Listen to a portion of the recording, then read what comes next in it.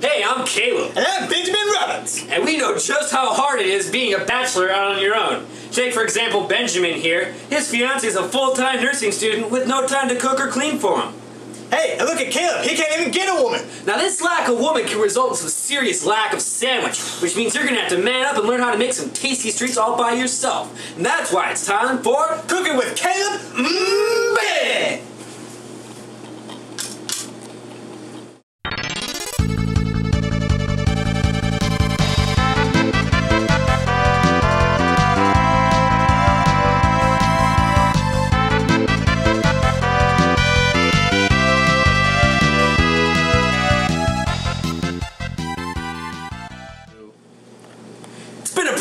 Day. My buddy Ben just got back from work. I should be studying for a midterm exam tomorrow. But you know what? Screw it. Because my tummy's got the rumbling for some chicken Nug-Nugs. Look at me. I got some chicken and a cookbook. Let's get cooking. I had a hankering for some homemade chicken nuggets today. So I thought out these nice delicious chicken boobish.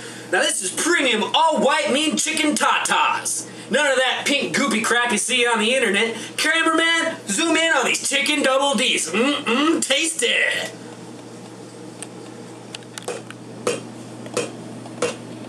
Oh, hello.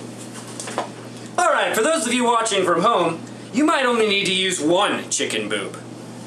That's kind of strange for a guy to only want one chicken boob. However, that's okay too. Because we're cooking for 4 hungry guys tonight, so we're going to use 3.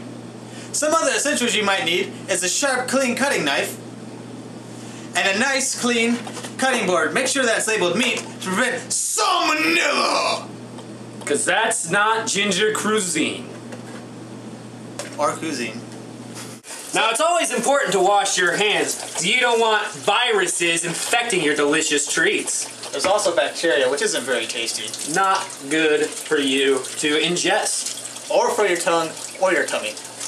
Anyways, now that our hands are nice and properly washed, which one of us wants to cut these bad man pajamas? I think I'll get it started since I'm pretty good with a knife. Do you want to use the machete or the butcher's knife? I think I'll use the machete. It looks more proper for this chicken boob task that we haven't had. Now, take the smallest of the boobs first and place it carefully on the board. Are you getting this, camera guy? Alright.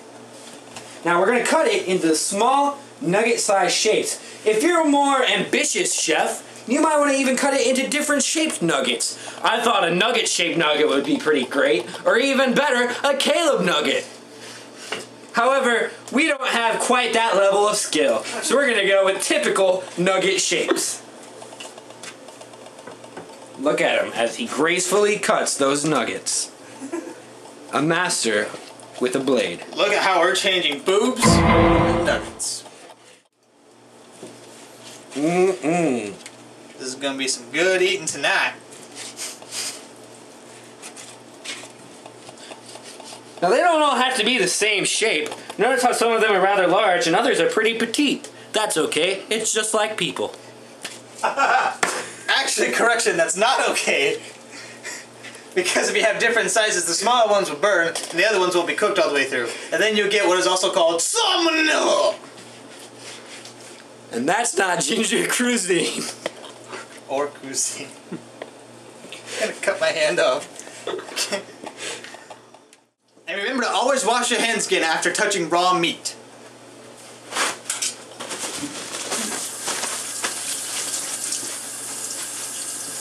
Alright, let's get a zoom in on all these delicious Nug-Nugs. Now we're going to place them into a glass, dishwasher-safe bowl.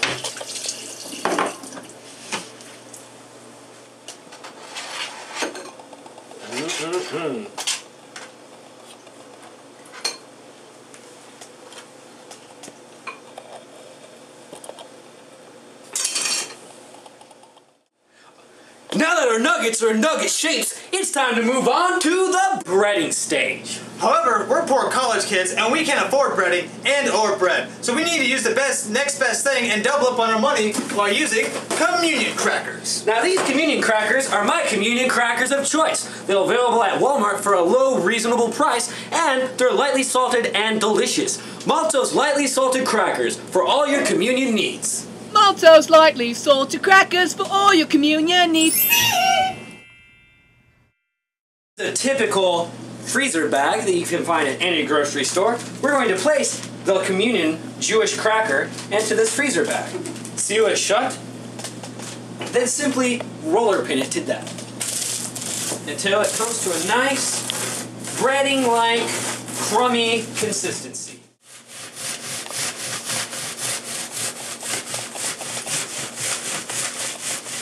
There, that should do it. Hold on a minute, Ben. How are we gonna get this breading to stick to these nuggets? With some natural adhesive. Oh, how about we make an egg wash out of 1 egg and some milk? Excuse me. After the egg's nice and beat, simply add a little milk.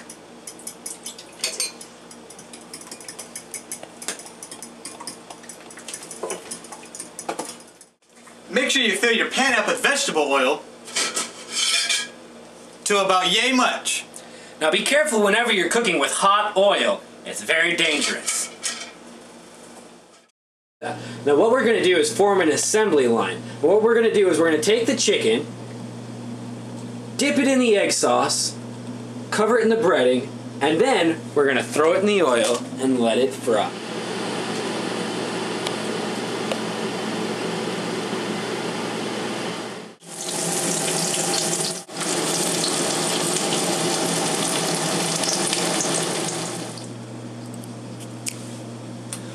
Now that they're frying away, we're going to let them fry for about 5 minutes, but be sure to flip them over about halfway through.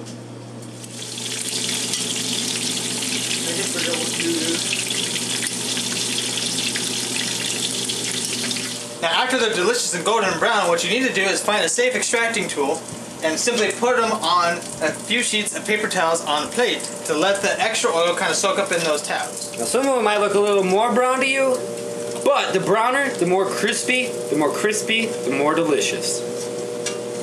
Remember, always cooking with poultry, make sure there's no pink in the middle. You want an all white breast.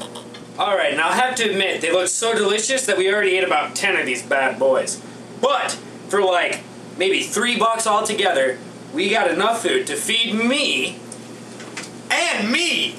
And me! Mmm. You know? That's what I call ginger cuisine. Caleb, don't you mean cuisine? Thanks for tuning in to Cookin' with Caleb Ben! Tune in next week for another delicious episode. and to see what we're cooking up next.